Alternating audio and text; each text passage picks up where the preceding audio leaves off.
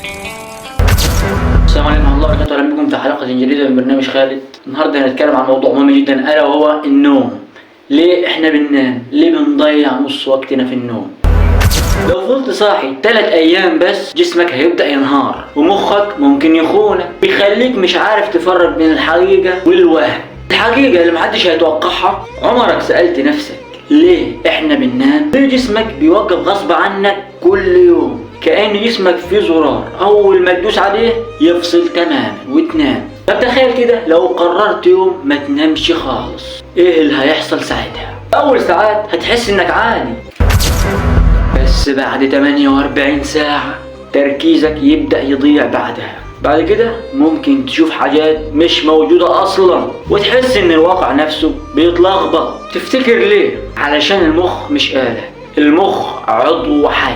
العضو ده معقد جدا، جوه دماغك في أكتر من 86 مليار خلية عصبية بتشتغل طول الوقت حتى وانت نايم. وقت النوم بتحصل حاجة غريبة جدا، المخ بيبدأ ينظف نفسه. هتقول لي هو دي حاجة غريبة، هقول لك بالنسبة لك مش غريبة بس بالنسبة لنا غريبة. المخ بيشيل السموم اللي اتجمعت طول اليوم وبعد كده بيعيد ترتيب الذكريات ويتقرر ايه يتخزن وايه يتحذف. يعني بكل بساطة وانت نايم مخك بيشتغل اكتر من وانت صاحي. سبحان الله، تخيل جهاز معقد بالشكل ده بيشتغل لوحده من غير ما تحس، من غير ما تعمل اي حاجة. ده وحده يخليك تفكر في عظمة الخالق سبحانه وتعالى. زي جسمك معمول بنظام كده معقد، في نفس الوقت هو يعني دقيق، مستحيل تكون دي صدفة.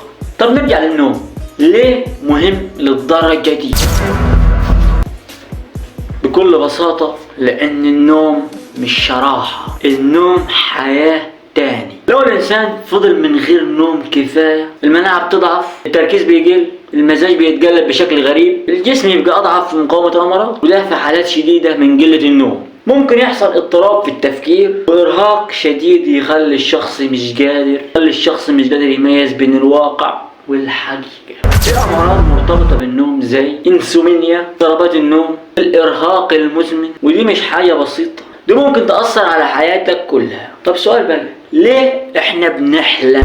ببساطة لأن وانت نايم المخ بيحاول يفهم مشاعرك وبيظبط لك حلم كده تحلم بيه، وبيتعامل مع حاجة حصلت لك في اليوم وزي ما قلت لك بتحلم بالحاجة دي. علشان كده ساعات تحلم بحاجات غريبة، مرة مخيفة، مرة بايخة، مرة حلوة، مرة وحشة. ممكن تحلم بحاجة ملهاش معنى أساسا، لكن الحقيقة ده جزء من شغل دماغك. طب السؤال المهم بقى، لو النوم مهم كده ليه احنا بنهمله؟ موبايل، سوشيال ميديا، تفكير زايد، قلق، كل ده بيأثر على حياتك وكمان يخليك تسهر وتقول هنام بعدين. ايه يعني لما اسهر للساعة 2 ولا 3 مش هتخرب الدنيا؟